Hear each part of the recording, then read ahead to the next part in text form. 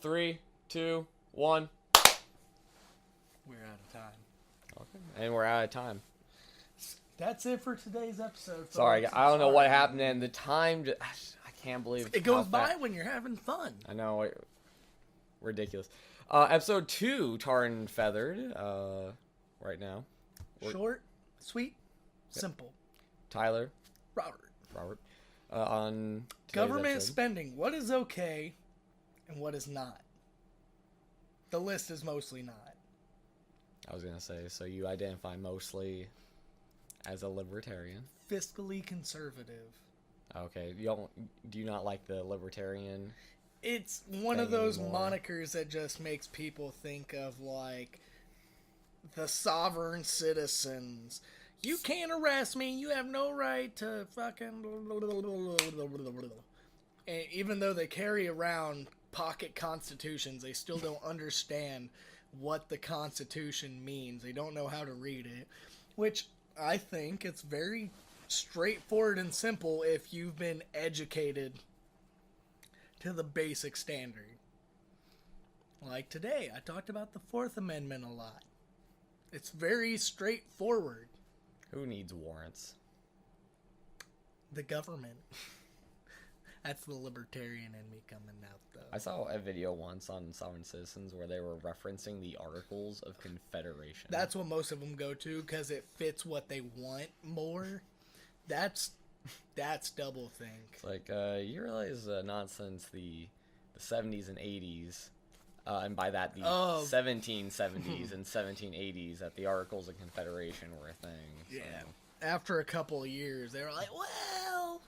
Yeah. That's not quite the best approach now, is it? So anyway, as we were saying, government spending. What's okay? And National parks. Conservation. What's not okay? Most welfare. Military. I mean, you only gave parks, and I forget what the other one was. Parks and conservation, which are a lot of the same everything thing. else. Fire. Police. No. Military. Those should be... That should be a state problem, not a federal problem.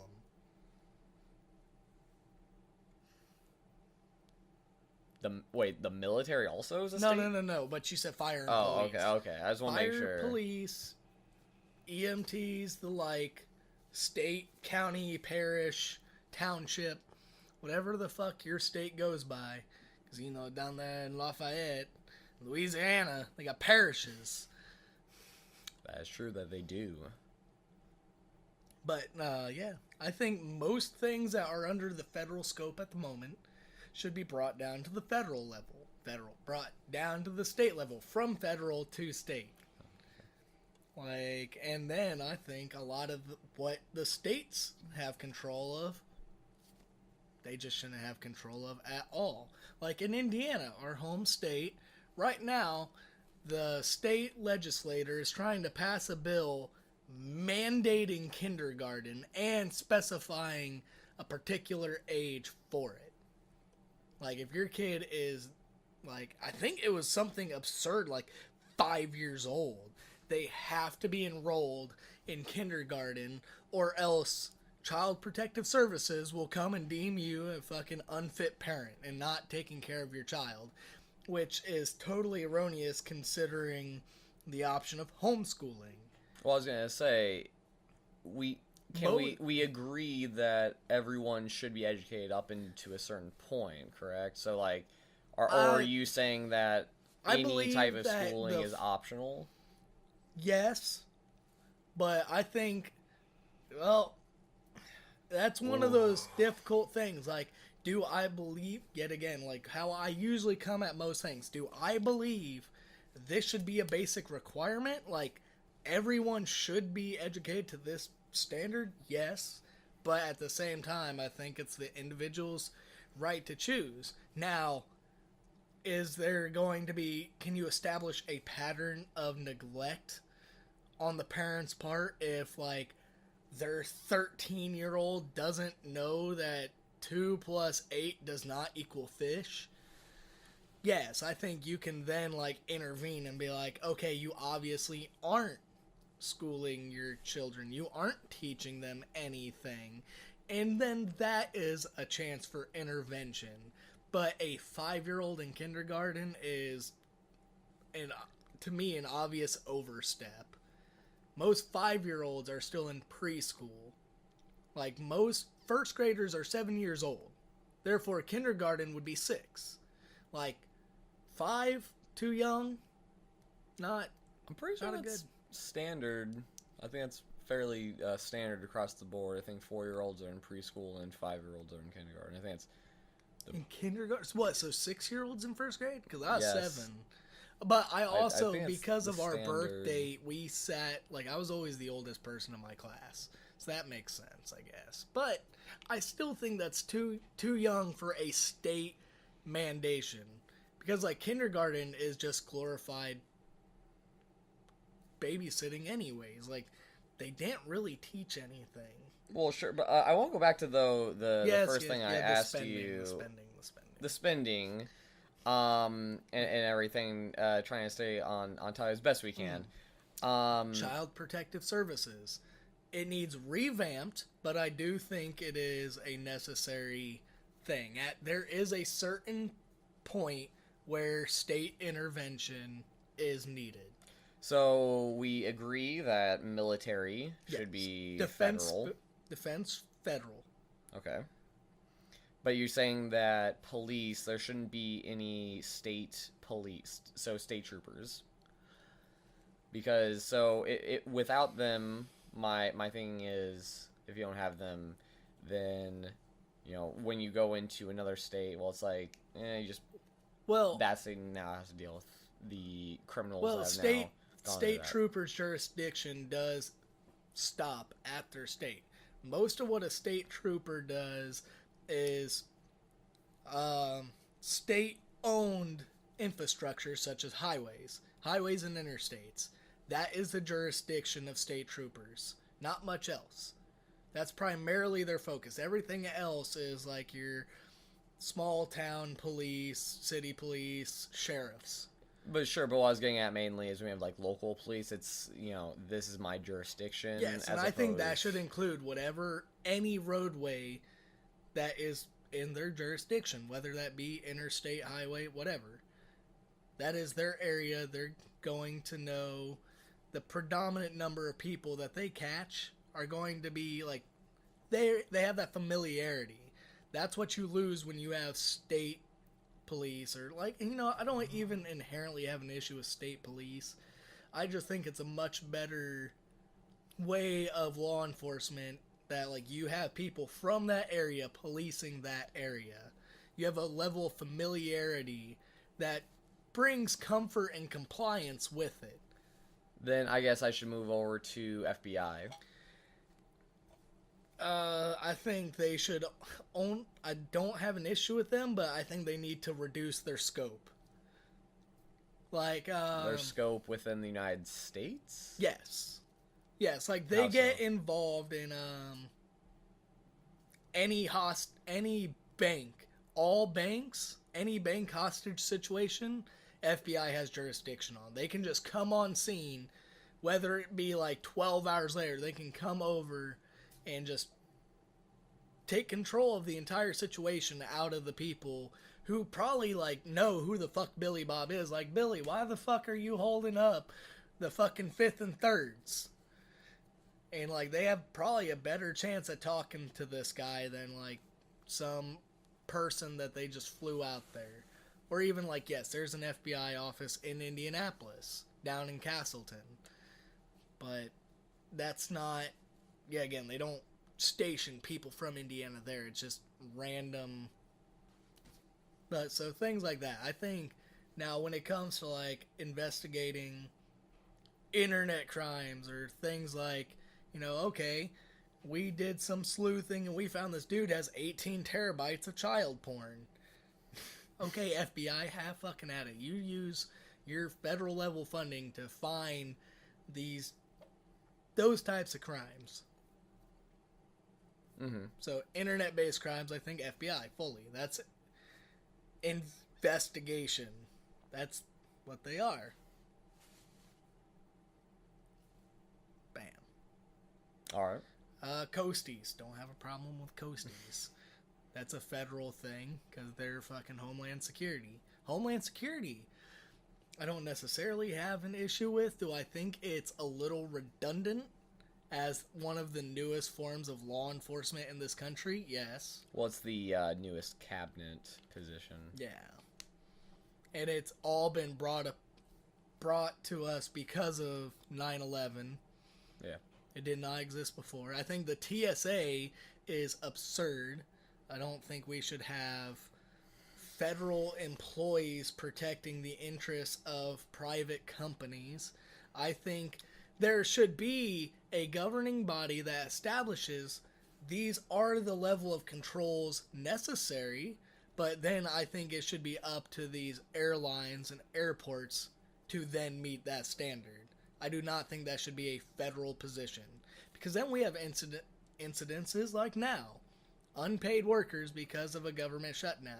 But that is such a... We've had 2 shutdowns since I've been in the military. It's going to keep happening. Until they write a protection into the law against it, it's going to keep happening. And I can understand that, like... So now we're sacrificing the quality of our security, which the TSA has been proven ineffective time and time again by internal investigations by their own fucking entities, but it's still there. I guess in the practical sense, I can understand where you're getting at, but I don't know. I do find it difficult to not have a federal law or some type of federal enforcement of the security of airplanes when airplanes were used to the most devastating terrorist attack. We've had air marshals for history. A long time. I'm okay with the level of security, the scrutiny. I just don't think it should be taxpayer dollars protecting private entities. That's like if offshore drilling. Those are private companies that hire their own security. I would say that's my issue though is that's a false equivalency because if you hijack a offshore oil rig, I don't think 3,000 people are going to be killed. Yes, but I don't think the TSA, their effectiveness stops at the idea of a show of force, as been proven by their own internal checks, where they have failed more than 80%. Yes, I saw. I've seen multiple things where they've they're tested on it, but I don't know. My issue though is since 9/11, we have yet to see another terrorist but attack. I don't think it has anything to do. Yet again, I'm okay with a TSA-like entity because of that. I just don't like that it's federal, because when it's federal like that, there's a lack of competition. There's a lack of motivation, which breeds that level of complacency. I think if it was a private job, if it was private sector, it'd be more competitive. Therefore, there'd be higher rewards for performing well. Be like, oh, wow, Billy stopped a lot of shit. Let's give him a raise. Let's advance him quicker. Private sector has proved a lot. Like when you have, again, the ideas of capitalism, you have competition, it improves the product. Yeah. I think if you could be more easily fired for wow, your search procedures are pretty risky, you're not doing it the way we taught, you know what I mean? Because that's another thing, people complain about TSA a lot, but you never see a reform about it. Because it's too much. The federal government has too much to control rather than doing individualized training and having the oversight needed for TSA agents. Let me bounce something off of you. So the reason why it's federalized so that there's a standard, standard that must be held up to. If it was privatized, you could have entities that would say, all we're going to do is just pat you down. What about, that's what I'm saying. I started this with that, which I'm okay with, a governing body deciding what the standards these airlines need to meet for security. So if it was like they laid down the exact same rules, like requirements as TSA, as long as it's not government money paying to meet that standard. Well, I guess the fear is, what if the standard isn't good? What if the standard is something Then piss that's poor? when they do. I still have federal inspections like all law enforcement. All law enforcement has to meet a certain level dictated by the state government. Then by the federal doesn't care about that. But the state, every state has their requirements, and they go through and they do spot checks. Same thing. Like, that's a perfect place for the U.S. Air Marshals to step in. That is federal law enforcement whose job is already air security. Why don't they have a part of boarding? Wait, so are you fine with air marshals? They've been a thing for a long time. I think it's a great idea to, like, okay, we're going to randomly put an armed person, a plainclothes officer, on a plane that no one knows about. And then if shit goes down, he is in the perfect position to attempt something, to have control of the situation. So I don't see why they didn't just give the job like the TSA to the air marshals. Give them oversight of it at least. You would think they would work hand in hand, but they don't. Which is odd. I'm trying to. But okay, I'm trying to wrap my head around this. I think this can be a whole nother topic, but let's get back to government overall spending. Yes. Let's go. Eventually, we gotta go back to that one because that was something. TSA is a big topic. Absolutely. What else? So what's I've named some programs I'm fine with for federal spending. Mm-hmm. What are some that you're okay with that I haven't named? Off the top of my head, oh man, you're gonna find all of these just so. Maybe not all, because one that I think you'd be surprised with, SSA, federal disability. I'm largely okay with that. As long as it, yet again, I think the standards need to be stricter, but with the idea of it as a whole, I'm okay with it. Let me think.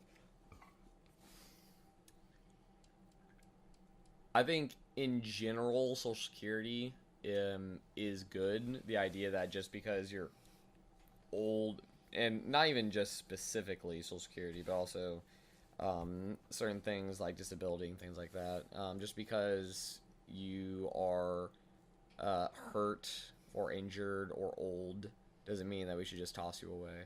Things like that.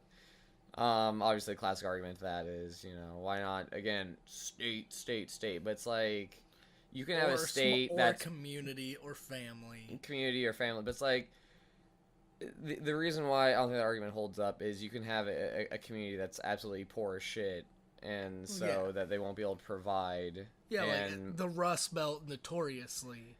Yeah, like Alabama has like one of the highest poverty rates in America, if not the highest. I think maybe like West Virginia might be higher. Kentucky. Maybe, but like they're notorious for having like horrible poverty rates. So it's like I can guarantee you that in large parts of Alabama that they would not have the ability to pay for this. So I'm perfectly fine with people having to pay like 2%, 3%, 4%. Actually, I don't know the specific amount that is allocated to each specific, program right now. But I'm perfectly fine with giving, this percentage of my income to make sure that there aren't people, dying because they literally cannot work or are incapable of working. Here's an idea I've seen thrown out on the internet.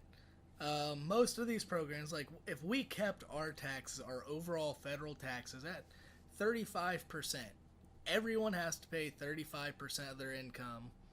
A flat tax? Hold on.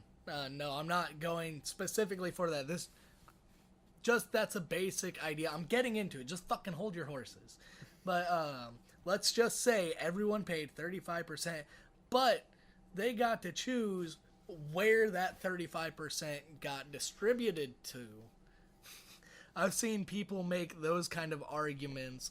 That would collapse immediately, because you would have whole programs that wouldn't get funded, and then other programs that would be overly funded, and it would be a complete and utter shit show. That would be awful. That would be horrible. I agree, but it's just, that's one of those things I've seen people try to argue online. I just wanted to throw that's that something like a there. Wells fucking idea. Like, I should be able to pay what taxes I want to pay. By the way, I want to pay 0. Fucker. Well, like...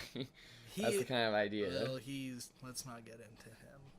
Not him specifically, but like he is such the archetypical, libertarian. Like, I should be able to pay what I want to pay. Well, he is one of those unfortunate individuals who don't have enough of a personality of their own, so they have to cling to something else and say, "This is my identity." Just like those people, you meet them, and the first thing they tell you is, "Hi, I'm gay." Oh. Hi, I'm trans. Hi, I'm a Marine. Yeah. Like, those people, like... That's who I am. How dare you? How dare you, sir, say something so controversial? I can't stand... So brave. I can't stand people like that in any capacity. Like, hi, I'm Dan. I'm a veteran. Okay. Is that all you're gonna say? That's like, all I am. I've literally done nothing else with my life. Is grunt style T-shirts and internet outrage. I sleep for 23 hours out of the day, except for this 1 hour that I'm here talking to you about how I used to be in the military. Other than that, that's all I do. My literally entire all life. Day. My whole life. I'm a depressed, suicidal person who relies on the VA for everything because I'm a veteran. Don't forget about his Facebook post. Hashtag 22. Don't forget about his Facebook post. Yeah, 22.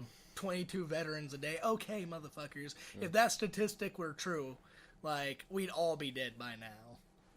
Let's I want to bring us back to, so Federal we're okay with military spending, but I'm actually not okay because we spend our budget is such absurd. An absurd amount on the military. And most of it is due to inefficiencies, where you find, like, you see it not all the time, but you see it in the news, and if you look for it, you see it all the fucking time about, like, okay, Air Force Chief of Staff, why did you spend $2,000 on chairs? On a chair. Why did this chair cost $2,000?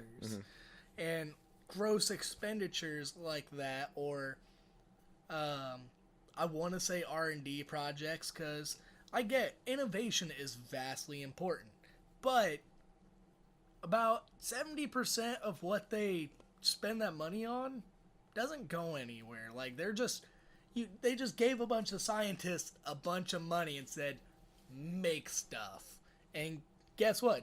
They didn't try and do anything productive. They just dicked around with some shit for 5, 6, 10 years, and then eventually we're like, yep, it wasn't feasible.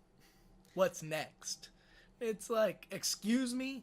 You were supposed to make it feasible. You were supposed to find out something. You weren't supposed to stick on the same idea for fucking 2 decades. I hate that I don't have the actual numbers on me, but I remember for not obviously this year, because we have yet to sign a spending bill for this year, but the year previous, so it would pay for 2018 and 2019 for the military is the omnibus. And I remember at the time when it got signed, the only, and I'm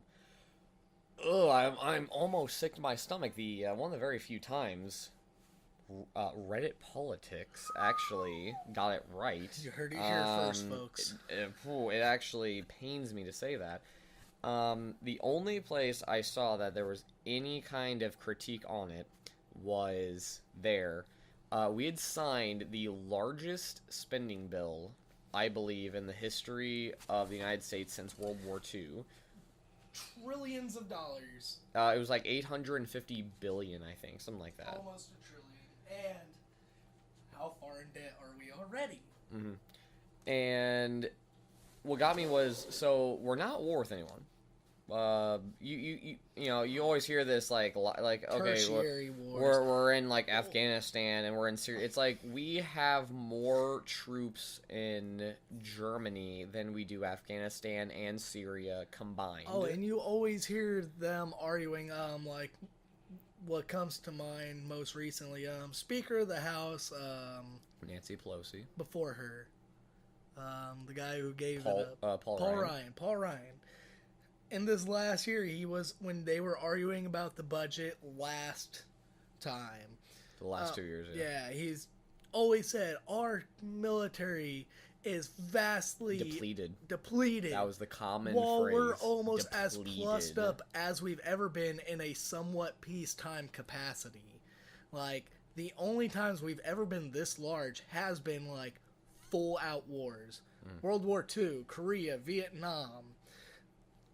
The big pushes in Afghanistan and Iraq in 2006 and 2008. The surges. Yes. Yet now we're like, we don't really have a whole lot going on. Yet they're like, oh, we need more for them. It's like, more? Like, I'm wearing the nicest equipment I have in my 8 years. Like, what do you mean more? Like, I'm not gonna see any of that. Our military's depleted, and I'm going to make it great. Okay, on one argument, I will say getting rid of the Humvees should be our number one priority, which they're working on with the JLTV. But the thing we totaled within 3 hours. 4 days. The Army did it in 4 days. Okay. Marines. I wonder how long it'll take Marines. 4 days, 4 hours. A day. If we take it to 4 hours. Nope. They drop off the very first one, Kahukus, 1 day. Well, yeah. For Kahukus, yes. That's where we do, our cool little dune buggies. That's where they do all that shit at. I feel so rest in peace to your fucking neck. Oh, yeah. I cannot imagine trying to drive that through. Oh, that's awful. But oh, yeah, that's what I'm saying. 1 day. Give Marines 1 day. Anyway, we're back. Federal spending. Things that are okay, things that aren't. So, I guess we were discussing the military. I don't think we really fleshed it out all the way, but I think we both agree that refined. we spend far too much on the military, far too much, especially for a time piece. We spend more than the next 10? They never called an end to the global war on terrorism, which they never will. If we cut, $100 billion, we would still spend more than the next 10 countries combined. If we cut $200 billion, we would still spend more than the next 8 countries combined. Which is obscene compared to the new term is near peer rivals. China's Navy has near the same technology as ours, not the numbers, but they know how to employ it, and the Russian Air Force is almost caught up with us if it wasn't for our latest jet, whatever it is, the one with the vertical takeoff. Mm-hmm. Why do you think, because I do think this does very much play a part in the spending, but why do you think we need to spend this much money on the military despite being in a time of peace? I would like to argue that a lot of it is going towards deterrence. No, I was thinking more lower level, like our living, how well we have it. A welfare state? No. Us, like, our style of living. What's the term I'm looking for? Our quality of life. Quality of life? The quality of life for Marines, soldiers, airmen. I think there is a healthy chunk of that does go to that, like renovations, like our brand new washroom here at Mackey Hall. Things like that, but those are also things that have been ignored for 30 plus years. Less than 1% of the population. Well, yes. No, that's what I'm saying. Let me finish. Like I said, I would like to think it's things like that, but it's not.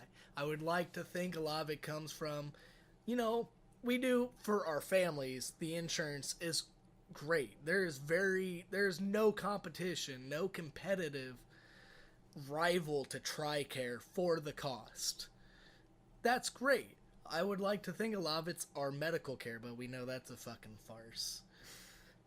So, yes, where does the money go? It's not new equipment. Like, we do have moderately well maintained equipment. But then again, we're using the same pistols we have for over coming up 37 years now. The Berettas were issued in 1982. We are still using them. Back in my National Guard armory, we had 50 cals literally from World War II. Hell yeah, brother. So you think most of it's going towards the aircraft, military industrial complex? I think that's a large part of it as well. Most of our near peer competitors, they control their economies. There isn't, like, for us, we have contractors for everything. Like, sure, you could argue that, like, hey, that's capitalism at work, free market, hell yeah, but that free market is raping our budget. And then they give us a subpar product, even though we give them multi-billion-dollar contracts. So, yes, that's a problem. So, and even Eisenhower warned against a military-industrial complex. Which... Who was that general? War is a racket. Oh, it wasn't a general. It was Smedley Butler. Yes, and I remember you was a major general. Yes. Yeah, one of the only people to get 2 Medal of Honors. 2 Marines, 2 medals, baby. Yeah, which when you read about his last one, it's kind of like, okay, he knew a lot of people.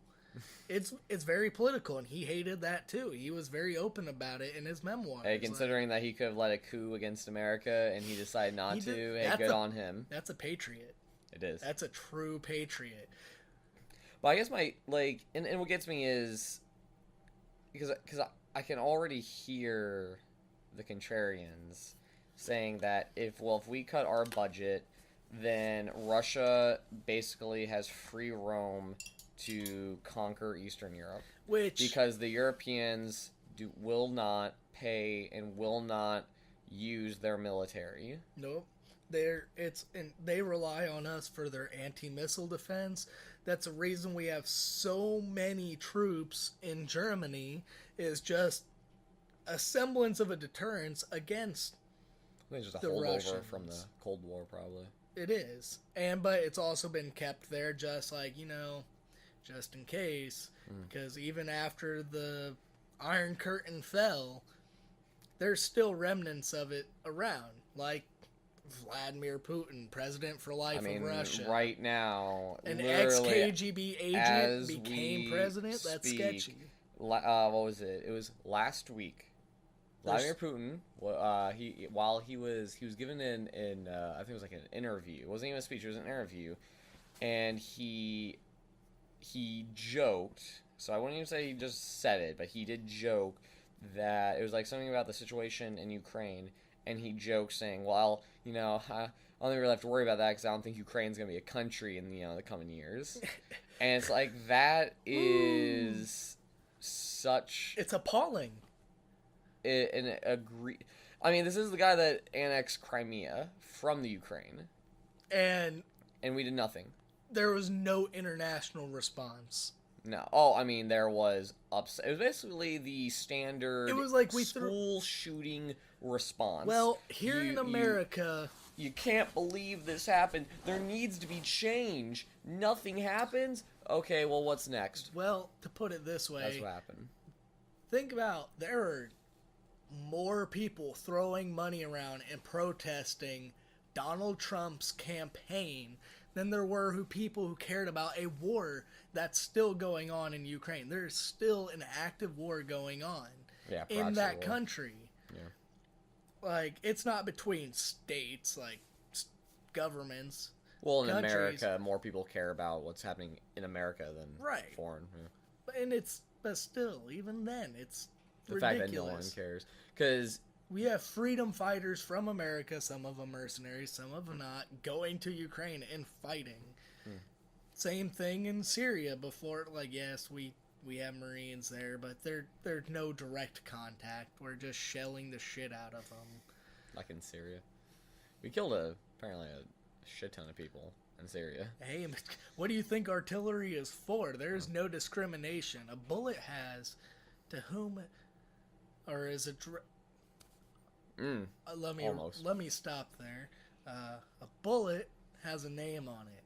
Artillery is addressed to whom it may concern. Yeah. But yeah,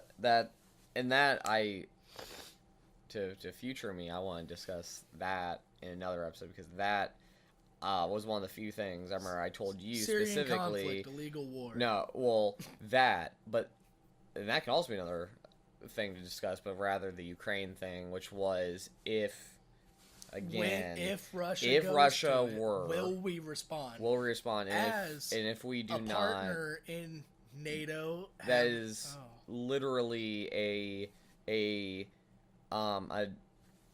would not vote for Donald Trump again. Do you think that'll be a campaign issue next cycle in 2020? Mm-hmm. I think maybe, yeah.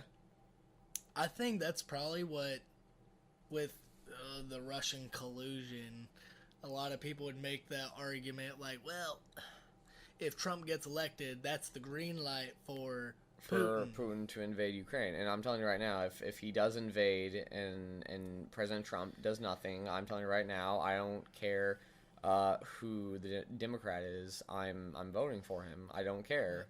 Well, and that's one of those things, like, it's very difficult to talk about in the military, but for me, that is one of the largest reasons I don't want to re-enlist, is I no longer, in any way, shape, or form, agree with the way our military is being used. And I do not want to be a part of that. Mm-hmm.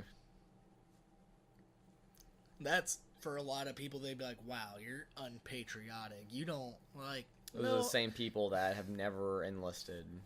Yeah, who, like, don't even, like, yeah, I signed up for the selective draft. Like, yeah, you had to. It's called FAFSA. It's called a legal requirement. You're a male. You have to.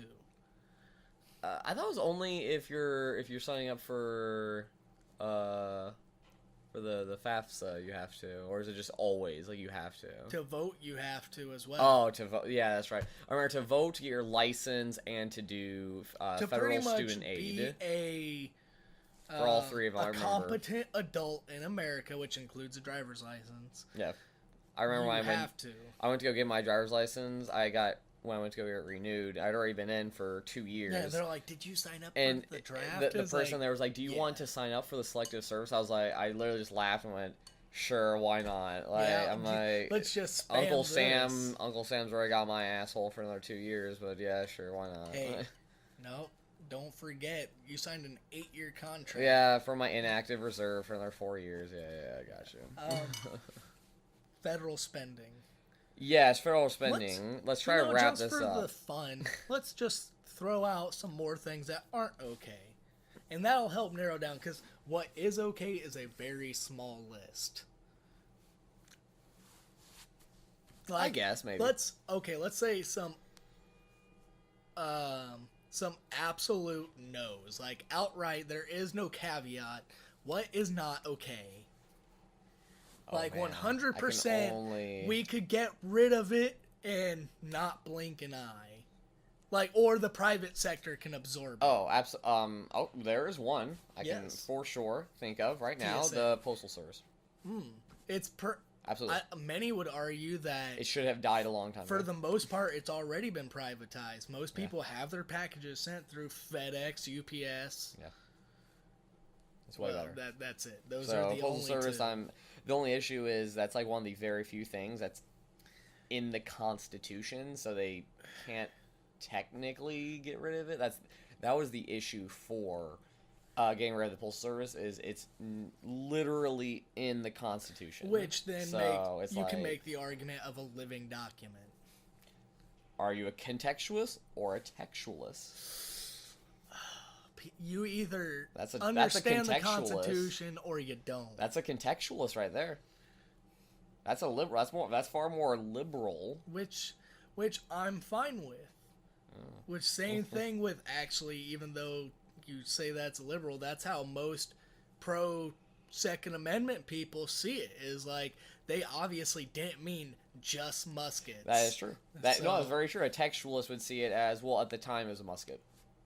When it was written, the context was the average citizen should be able to have the means necessary to fight a tyrannical government. Mm-hmm. Which, nowadays... It means to arm the militia, which is the National Guard. You don't deserve weapons. A state-sponsored entity? It's the militia. It's the state militia. Let me tell you, as someone who is in the National Guard, it is not a militia. It's a state militia. It is not. It is not a militia. It's a military. It's a full-fledged... Whatever, I could argue about the definition of a militia, but Absolutely. We're not going there. Because at the time, yeah. When it was written, no shit, because that's what George Washington there was no formal training. He would want each state, because he hated the idea of a standing, because to them, the idea of a standing... was a formally trained personnel. No, they thought a standing... army was a form of an authoritarian government. Yes. So because it required tax money and to fund it, and then there's a form of force. And instead, what they wanted to rely on was each state would provide a militia that would come together and trained up, and that would be the Continental Army right there. And in fact, during the war, that lasted approximately I think a whole 4 seconds, and then we went to a normal army. Yeah. Literally, it lasted probably 10 years. Hey, it came in handy during Shays' Rebellion. We had some troops we could call up on the instant to come and deal with this. During the Whiskey Rebellion and during Shays' Rebellion, George Washington he called the militias, led the militias as the commander-in-chief, and put them down. But then everything after that, it's just the military. We're gonna have a normal military. And then the War of 1812 happened. They're like, okay, we need 100% need a standing navy, a standing army. Yeah. The birth, it's don't get me wrong. Don't get me wrong. The founding fathers were geniuses, but when it came to the idea of the military, it's don't get me wrong. I get I understand where you're getting at, but no, that is so fucking stupid. The idea that as a sovereign nation, the United States, with just its militias, could stand at all against something like Great Britain or France or Prussia. They were optimists. All of them. They were. No, yeah. They all signed their name knowing that they could die, but they're like... treason. We're going to Literal treason. We're going to win. Literal treason, yeah. Federal spending. What's something else? We left off on the postal service. Something I can absolutely agree with, because that's difficult. There's not many things I can absolutely agree with. Even the Bar Association, who, judges, you can't be a judge without being a lawyer first, and to be a lawyer, you have to be tested through the Bar Association, which is a private entity. So that's kind of weird. Two big things, I know two big ones that are going to have so many different, because education and healthcare, two huge ones that I'm very conflicted to. Those are things, like I said, like the TSA, I believe that, yes, there should be a standard, there should be a government set standard, but I don't think that they should be the ones controlling it. Like healthcare. I don't think government should control healthcare, but if they want to establish minimums, like a federal minimum wage, I understand the benefits of that. And if you just left it to the wolves, there's a lot of cutthroat capitalists that would just be, I'll pay them as little as humanly possible. Yep. And then that would set the stage for indentured servitude again, and Jim Crow and all that shit. So but at the same time, even though I agree with that, I don't agree with maybe raising it to $15. No, I don't. I would never say that. Exactly. I do think it should be increased, and I do think it should be increased, but not to 15. Yes, it should. I think it should somewhat match the rate of inflation, which will never happen. Because literally every senator has a D on their name wants to say, "Well, I supported the raise of the minimum." Yeah, they want to keep saying that without actually doing anything. Exactly. They just put up the token argument. Because I think minimum wage is the perfect example of it's a state-by-state case. $15 maybe in California. Well, there's a federal standard, and then it's up to the state. Well, you can raise it but you can't lower it. And which I feel the same way with a lot of things, like healthcare. Mm-hmm. I don't agree with them saying everyone has to have healthcare or else, mm-hmm. which is what we have currently. I think that does more harm than good. But should there be a minimum standard for what constitutes healthcare and what it does provide, like insurance-wise? Yes. I think there should be a standard. Or else, yeah, again, you'd have those same cutthroat people who'd be like, well, you didn't read the fine print, so we don't You're actually sick. Cover that. Fuck you. Oh, no. It says in subclause 3A, C, alpha, zeta that if you had chicken pox, we won't cover these things. It's like, bitch, everybody's had chicken pox. I think healthcare is definitely the biggest one because there's just so many herd immunity is important. So many nuances to it it could go on forever. Quick tangent off of that. As far as federal spending, immunities, mm-hmm. I think that is something that is so important to a modern society. It should not come out of your pocket. That is one thing I am 100% fine with the government using tax money for, is vaccinations for anybody who asks for it, without a doubt, no question. We shouldn't have poor families who are afraid, like, I don't know if I can afford a doctor's visit, to not get their children vaccinated. I don't think there should ever be an excuse. I think for that specific thing, though, I think most places are already like that. Well, most by proxy. Most of it comes from schools. Like, I was actually about to say that. I think most schools do that. Yes, but yeah, again, then you have like those. Maybe people decide to homeschool their kids for saving money too, because schools are expensive. Even public schools, that's still a couple $100.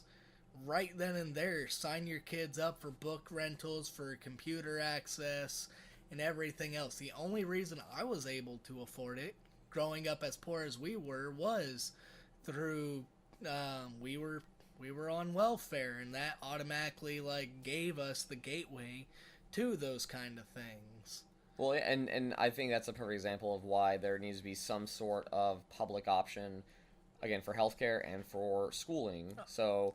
Because you say that, because what you're saying is like, oh, we even public school, it's like we could barely afford it, even though it should be, in theory, essentially free, but even then, so it's like, imagine, again, if you had the pure, just, private option, it's like, oh, but, if we had just pure privatized, schooling, because of the competition, it'll be much more cheaper. It's like, well, at the same time, even if that was the case, I seriously doubt it would still be as cheap as the public option. And that's best case scenario. Worst case scenario, you live in an environment where there's only 2 or 3 schools competing for each other, and they're all massively expensive. Right, like imagine if Carmel High School was privatized. There are pockets within that kind of area, Westfield, Carmel, like a lot of my family lived in a trailer park in Westfield. Like, all the trailer park kids went to Westfield High School.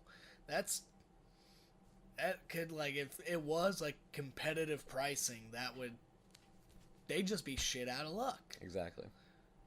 And so, yeah, that's why it's, as much as I do like the idea of privatizing as much as we can, there's many areas where there needs to be that public option. Now, do I wish there were more private options for, like, to reduce the strain on public schools? Absolutely. Sure. I think if there were more private school options that were cheaper, a lot of parents would go for it. Like, if I'm in an area with a decent private school and I had the means to, absolutely, I would send my kids there over a public school.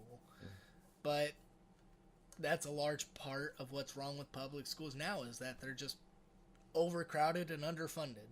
Mm-hmm. That's why you have all these complaints from teachers. I saw a thing today on Facebook. I have 20 years of experience and I still have to use welfare and my kids barely can afford college and blah blah blah. And it's like, I'm a teacher. It's like, yeah, that's heinous. That teachers are paid $30,000 a year.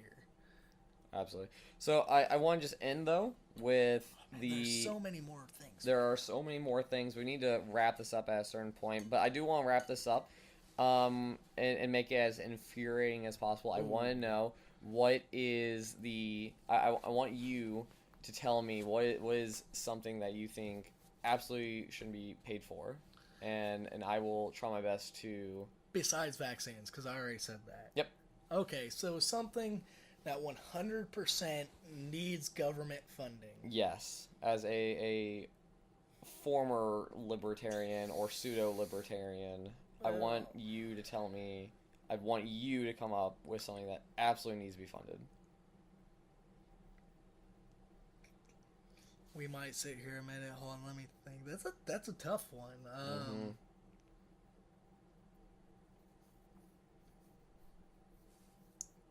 I'd want to say colleges, but that's already pretty government funded and it's terrible.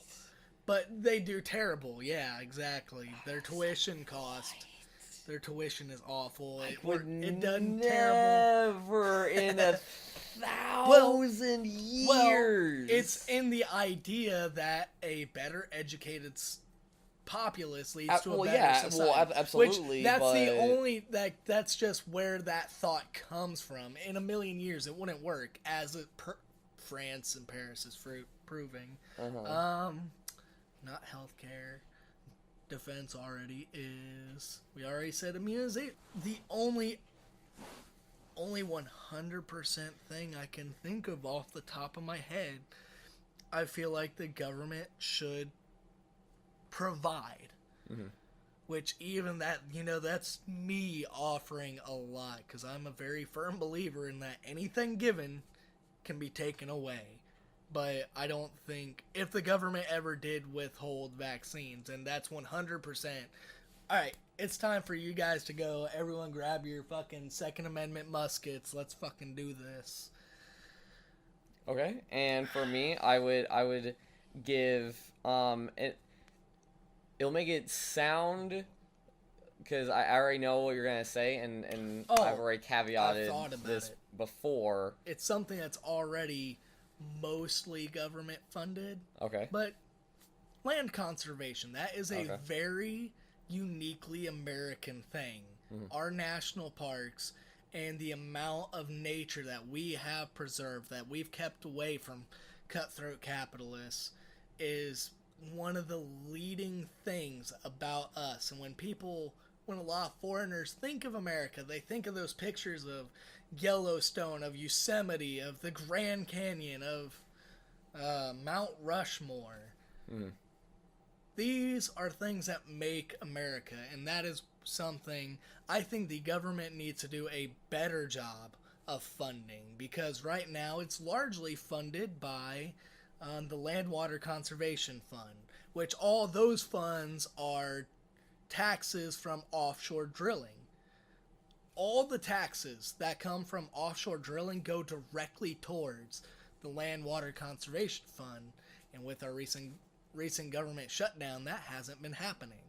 So that, I think, needs a permanent reauthorization, and they need to start planning for, we're moving away from fossil fuels, so that means the amount of taxes derived from that's going towards our conservation is getting less and less. That is crazy, because, and I will end it with this, for mine, it was the subsidization of renewable resources. I can agree with that. Solar, wind, geothermal, nuclear, somewhat. We're getting there with nuclear, somewhat, because of the. I believe in nuclear power. Most of the world, a lot of Europe is like France is largely nuclear. The only issue, obviously, when you have extreme disasters, spent fuel rod. Well, that's and if that happens. I'm saying because the spent fuel rods nuclear waste material. Yes, and we don't really have a Because, like finite. hey, that that is we a do perfect with it. example for SpaceX. Launch it into fucking space. But so anyway, episode 2, Tar and Feathered, government spending. Hope you guys enjoyed it. I'll see you guys later.